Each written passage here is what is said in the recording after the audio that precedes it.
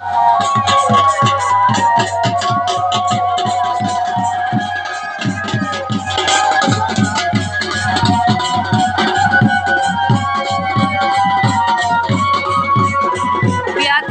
জল পড়তেছে বন্ধুরা, দেখো আমার আজকে বহুত সময় পাইছি না বন্ধুরা ভিডিও ছাড়তে, ভিডিও করতেছি। আমি আইছি আজকে আমার বড় বোনের বাসা, বড় বোনের ছেলের বিয়া, ভিডিওটি করতেছি আমার বড় বোনের ছেলের বিয়াতে।